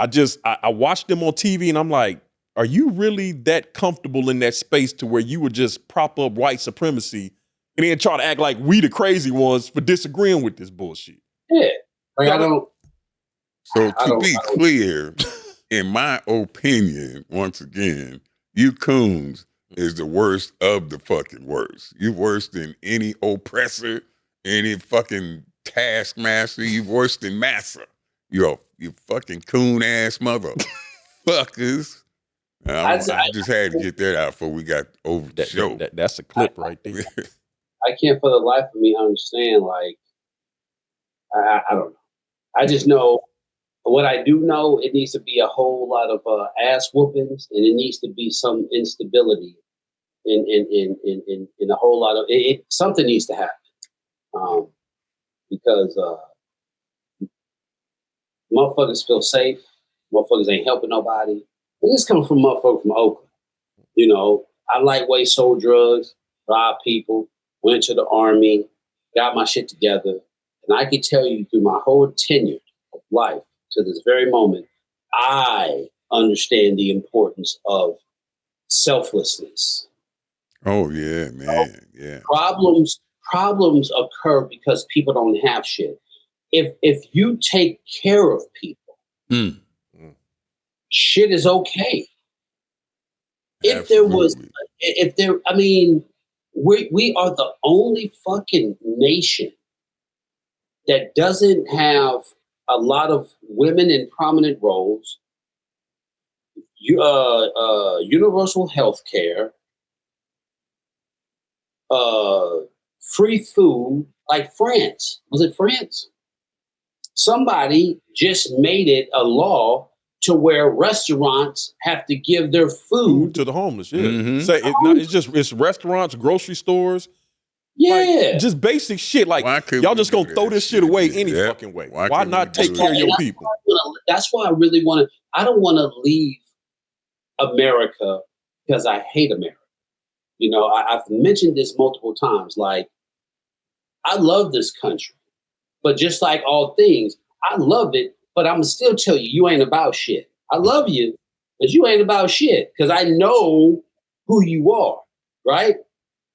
But I want to leave because of that one component. There's no more humanity, man. There isn't. Like, when I see, like, did you see the video? You should have had the video. They played it on the podcast I was on. A dude or a woman went to a hospital in China. She was in there. She had to refill her prescription, see a doctor for something. She was in there for 27 minutes, and it cost her $7.50. That includes her prescription. 27 minutes and $7. Everyone is taken care of. Like, that's where I'm at right now. Where there's humanity. People, you could tell that wherever you're at, people care about one another. Bro, I just came back from. It hits on the industrial level. That's when you know it's legit. The bottom levels, that's expected. But when it's the institution, science, medicine, this, that, and the third, and the institution runs off making sure that the people are squared away, that is a society that further progresses a communal species, because that's who we are. We are a communal species. Absolutely. We are meant to work together to progress. And at my age of 48, I don't see that in America. It's everything except that. And don't get me wrong. God damn it, is it a wonderful drug? It is.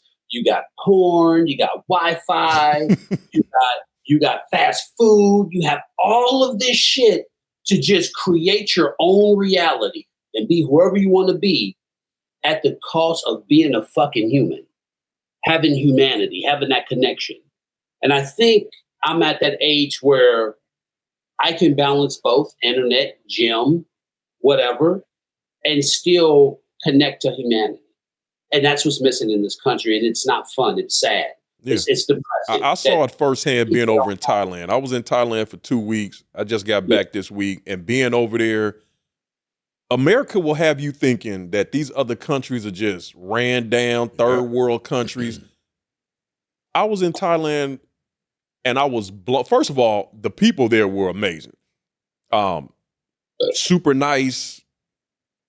Me and my mother and my wife and my dad standing on the corner, we were lost. We tried to figure out how to get somewhere, and clearly the people knew we were lost. I can't tell you the amount of people that walked up to us. Now, mind you, it's 4 black people standing in the middle of Bangkok, lost in a motherfucker, probably looking crazy as shit. But so many people can we help you guys? We can tell you guys look lost. If so many people offer to help, that shit wouldn't happen over here, bro. Shit, motherfucker, we would have been standing around looking stupid. Lost like a motherfucker. But being over there, seeing how beautiful it was, seeing how the people interact with you, it's just like, America has sold us some bullshit. Oh, yeah. It has sold us some bullshit. When I was in South Korea, when I got to South Korea, I was scared as shit. I was like, I'm in South Korea. I'm like, the second day, we're at a vantage point where we could see North Korea. Because I was at Camp Stanley, and we went up to the DMZ. I literally was looking at the back of the North Korean soldier, because they're back. Wait, no, he's facing us. Facing us, because they're facing south, they face north. Scared as shit. And I was like, I need a cell phone. They said, cell phones, you got to buy cars. I had a cell phone, whatever. And within 2 months, I forgot I was inside. Like, fuck America. Everyone said, you get a bootleg shit. I learned in South Korea, there is no bootleg shit. All that shit comes from the manufacturer. Yep. Yeah, it comes to the Asian countries where it's made before it goes to America. Mm-hmm. So we were getting designer shit for $25. I had throwbacks. The people were nice. The food was amazing. We had internet. Had a gym. In America, you say America sells you on lies, but I kid you not. When you find the 5 to 10 things, necessities you need, you don't need nothing else. Good food, good community, Wi-Fi, a gym, some devil's lettuce, maybe a place where you can just go relax. 7 things. You have 6 things that could. You left some good TT off that list, as CT would say. Had to move that up a little closer to the top there. You little booty cat, boy. That's got to be somewhere top 3. You realize with these 7 things, we're literally minimalists. Yeah. We don't need a lot of shit. Go and come as we please. Have the things we like to indulge in that won't hurt you, whatever. And then you realize all this other shit. So when I was in South Korea, AFN, Armed Force Networks, they don't show commercials. Mm-hmm. Pops, they don't show commercials. That's right. It shows all Army shit. Mm-hmm. And I'm telling you, within 2 or 3 months, without any Americanism, Man, I forgot about America.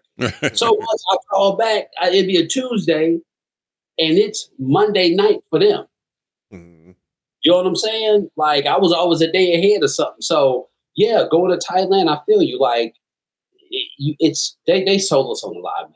They sold us, but I guess that's why they want people to be hateful and full of bigotry, because that will keep you here. Because you don't want to go be what then people over there, the Muslims and shit. I was, ooh, no, I don't want to.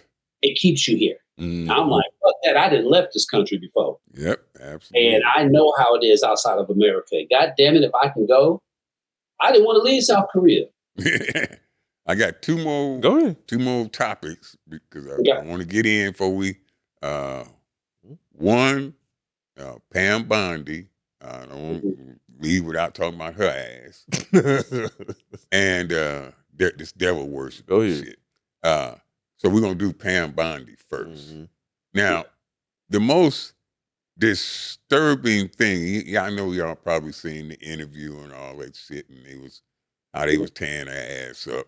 But the most disturbing thing to me, you mentioned the word humanity just a bit ago, is when the survivors were there present at her interrogation. She's standing there, they interrogating her ass. Epstein survivors standing there holding their pictures, they standing, and this bitch would not even turn the fuck around and look at them women who went through this shit and acknowledge them. Just on a humanitarian level, I'm just human enough to say, I'm sorry for what happened to you. Even if I'm going to keep this bullshit lie up, at least, the very fucking least you could do, ho, is turn around and say, I'm sorry for what happened to you. She couldn't even do that. Now, Matt, I want to hear what you think about that. She is the perfect white woman for the mission. This is what white men build their daughters up to be. A willing participant and a person who enables this behavior. She's perfectly conditioned to sit there knowing that these victims have been fucked over and still be the offensive lineman. I don't like her, but she's exactly the white woman that is perfectly conditioned to be that white woman for white men who are like that. And they exist. They exist. So, yeah. They say that the greatest trick that the devil ever played was convincing men that he didn't exist, that he wasn't real, that he was like fucking Superman or Underdog or Aquaman or a fictitious character, Santa Claus, some fictitious character. And I wholeheartedly agree with that. Now, we have motherfuckers that it's not just accusations, rumors. We had people trying to tell us about this shit years ago. Roseanne Barr. I ain't no big fan of Roseanne Barr, but she tried to tell us fucking many years ago. They was eating babies and all kind of shit. She said, and they say she was crazy. Ryan Garcia recently, he's saying it. They say he out of his motherfucking mind. Because nobody wants to believe that people are that sadistic, are that cruel, are that merciless. Nobody wants to accept this as a factual reality that there are devils out there that are this terrible. And many of them devils is in fucking church every goddamn Sunday. Now, as a preacher's child, I know this to be a fucking fact. The worst sinners that I have personally ever met was in church every fucking Sunday. The worst ones. But people don't want to accept that it could possibly be human beings on Earth this rotten to the fucking core, this bad, this. And you know what? The only thing that can make them this low, this disgusting, to murder, sacrifice, cut the heads off of innocent babies is the devil. The devil himself.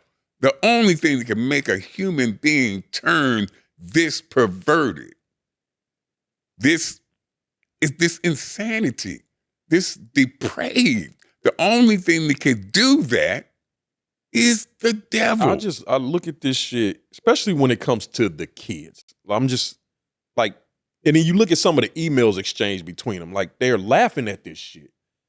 Oh, the little one you gave me last night, she was. I'm like, y'all are talking about babies, like it's nothing like. And that's the shit. And again, I got 4 daughters and a granddaughter. And I'm never that dude. I have never sat on this show and tried to act like I'm the hardest motherfucker walking on 2 legs. But what I will say is this: you fuck with mine, you got to see me. Win, lose, or draw, motherfucker, you got to see me.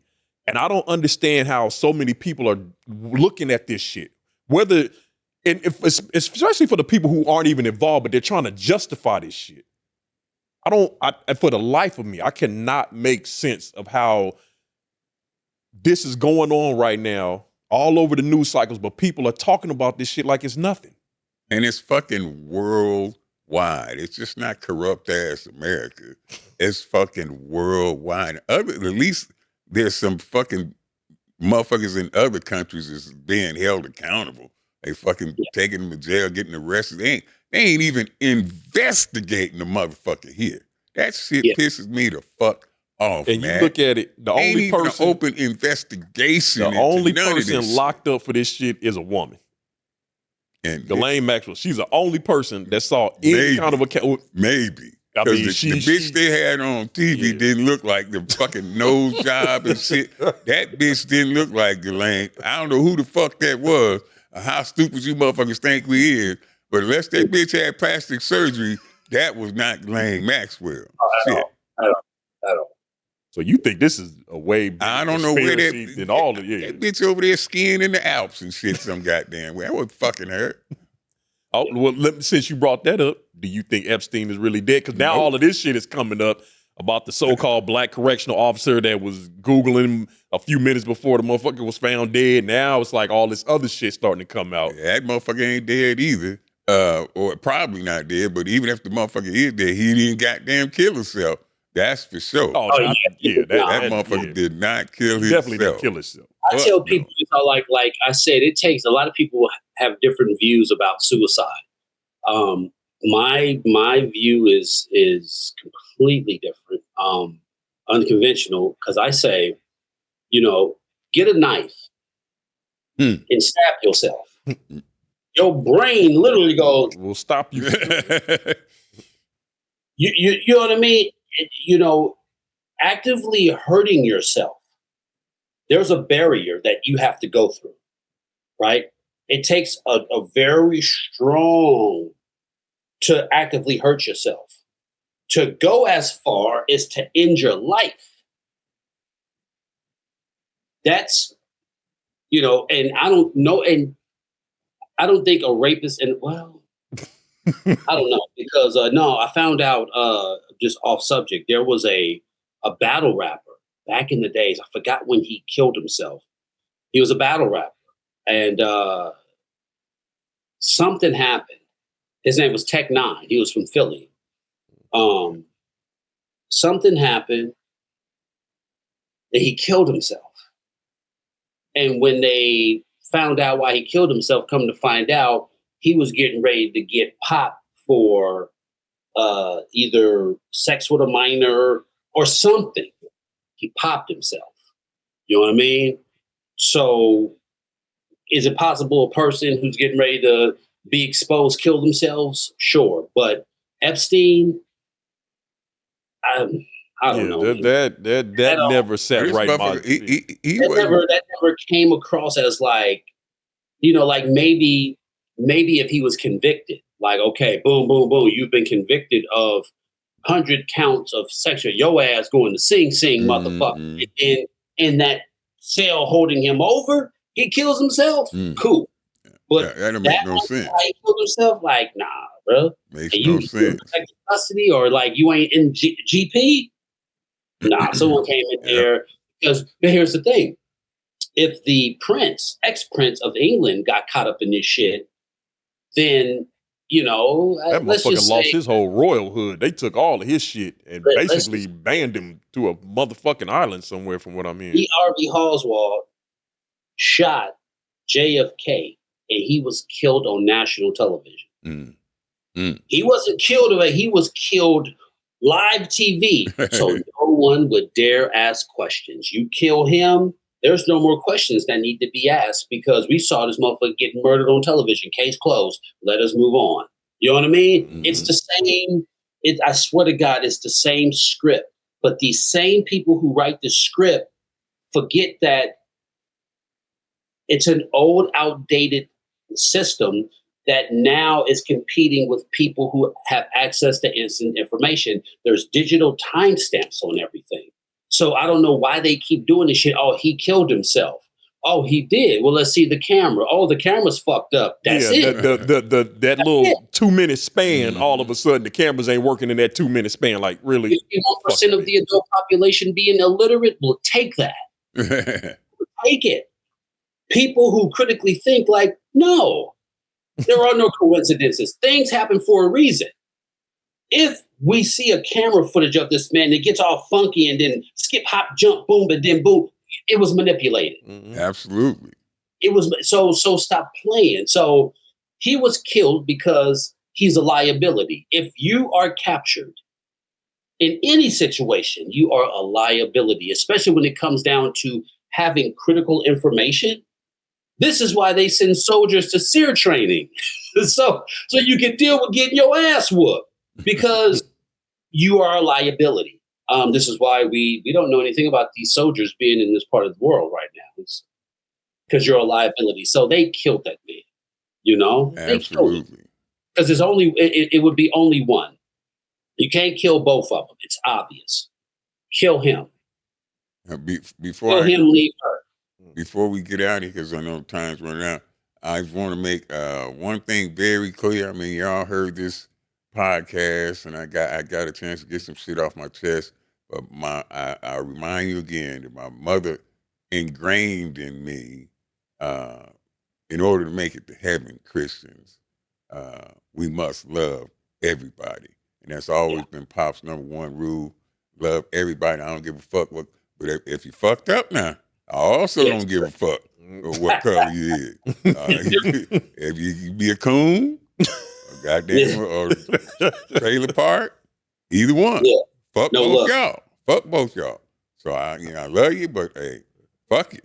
I love everybody. That's still number one. My number one ingrained teaching from my mother. Love everybody. All right, so we're going to have to end it there. We 2 hours in already. But Pops, before we go, we going to get to CT rate that slap real quick.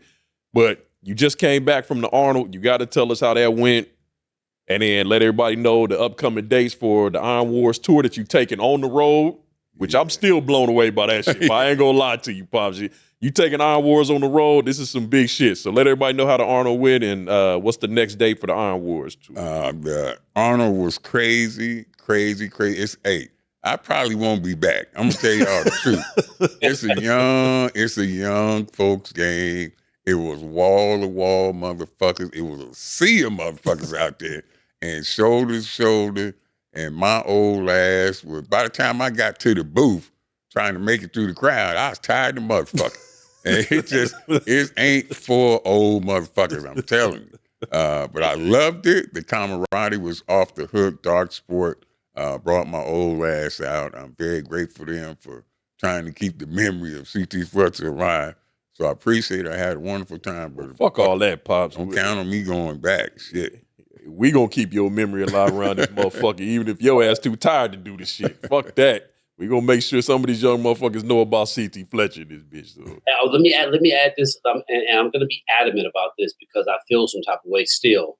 A lot of you young motherfuckers gonna have to show the receipt. A lot of y'all are here. Matter of fact, you recording your heavy, sweating, hard breathing, let me lift the whole motherfucking gym ass thing from CT Fletcher. Wasn't nobody doing that shit. They was making fun. Why is this motherfucker in the gym with his phone out and shit? CT Fletcher came along and gave you motherfuckers an identity.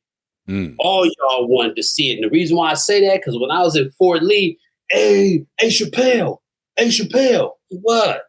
Hey man, you heard of CT Fletcher? I ain't heard no. Who the fuck is that? Man, you gotta go to YouTube. I go to YouTube, and it's a bunch of white dudes, big brother with a beard. Grow, motherfucker! I command you. Okay. And following you, and I saw the ripple effect. Motherfuckers are where they're at on YouTube, social media, in the gym booming shit. CT motherfucking Fletcher. He made it cool because everybody wanted to bring that energy. Everybody wanted to be steal your motherfucker. Said, bitch, you wasn't saying that 3 weeks ago. Stop that shit. But what I'm saying is, so y'all motherfuckers need to be a little bit more vocal about who started this motherfucking gangster shit. And that's like a lot of y'all are quiet. You know what I'm saying? And it is the continuity of showing respect to the elders. Like he did this shit so you monkey mouth motherfuckers can run. All y'all setting up your tripods and shit and recording video content in the gym. CT Fletcher green lighted that shit for you motherfuckers. So you need to stand the fuck up and shout out the podcast, follow, support, do what the fuck you need to do to keep this shit on the air. Cause he gave you, you know what? He gave you motherfuckers purpose. Purpose. My brother. Thank you so much, man. Thank you. All right. Pay a little homage. All right. Now, Matt, you sent me a video, and Solomon, you can clear that. You wanted Pops to look at this video of one of your partners. I'm going to let you introduce this video. Yeah. And Solomon, that's the one of the dude doing the skull crusher.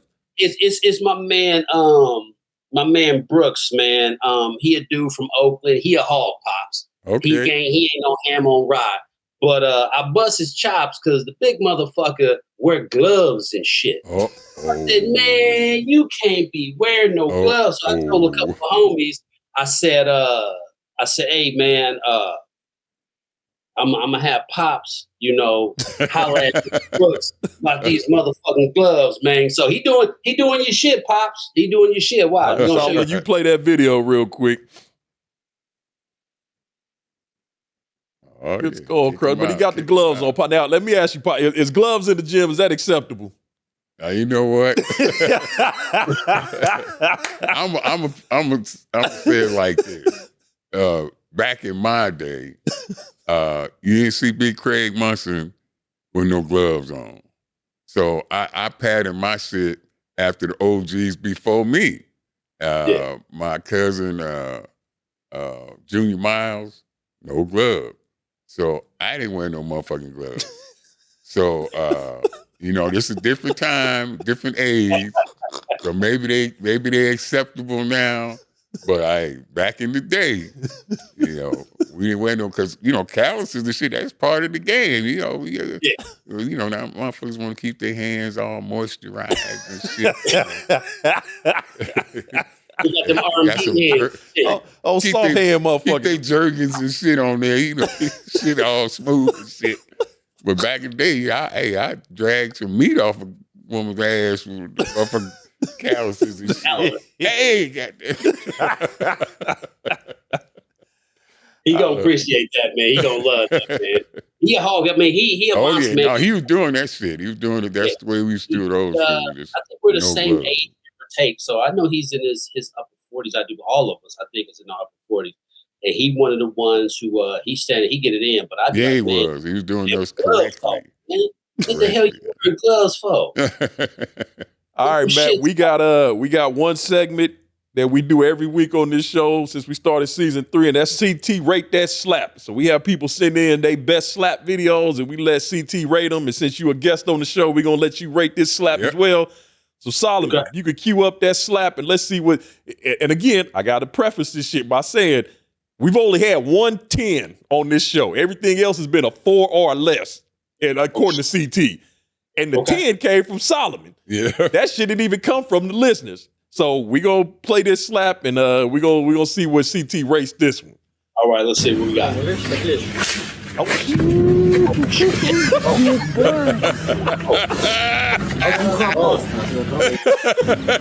Bring that back. He's so face.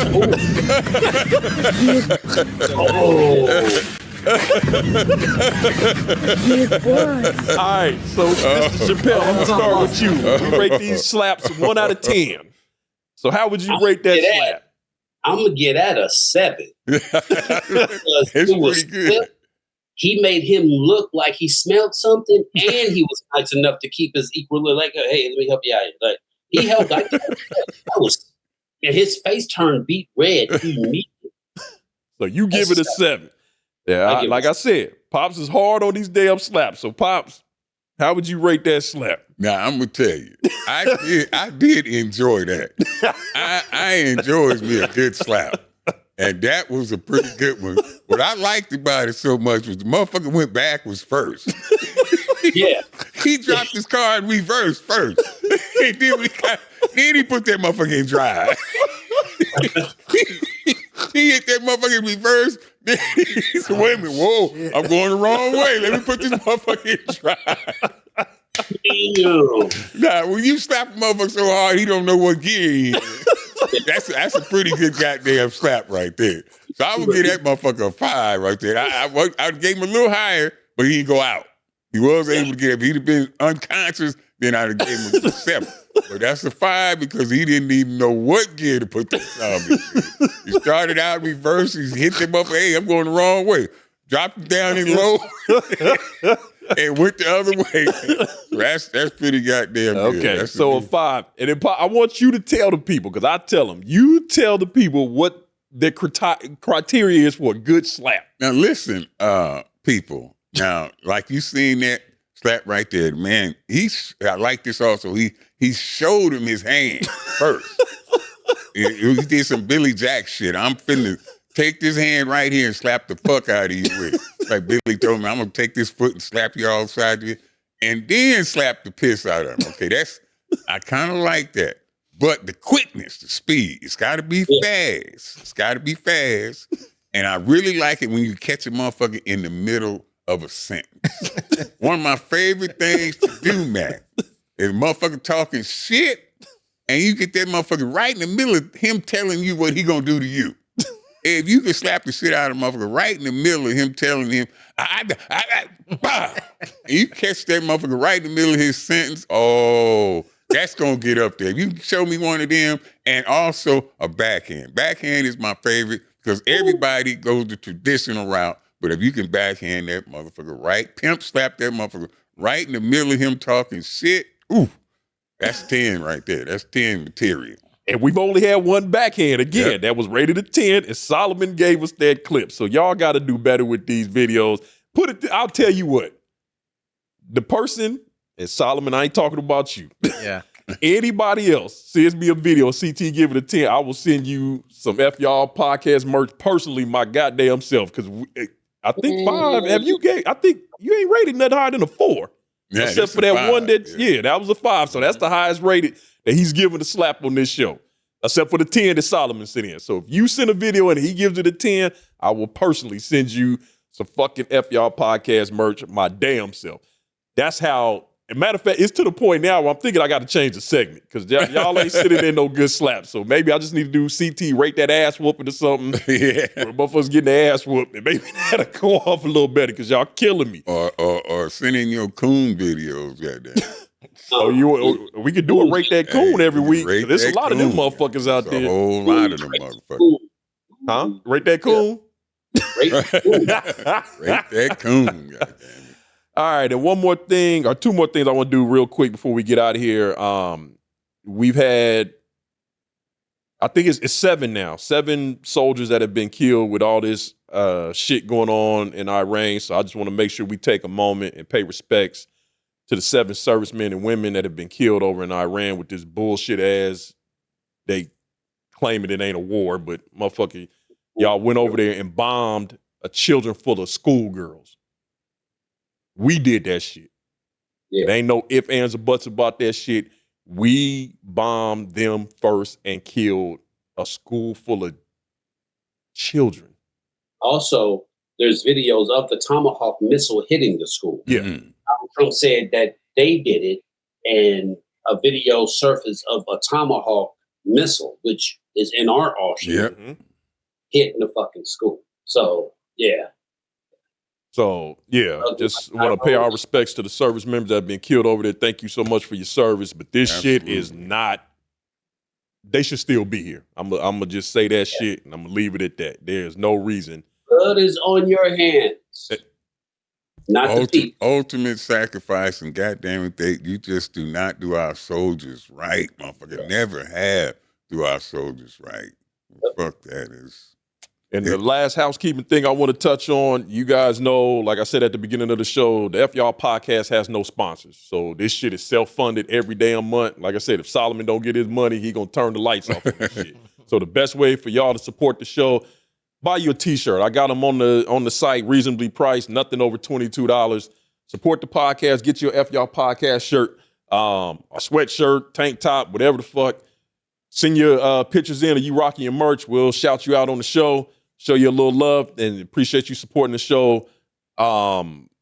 Season 3 has been absolutely amazing. I got more guests lined up. We got some big shit coming. So I just want to personally thank everybody for supporting the F Y'all podcast.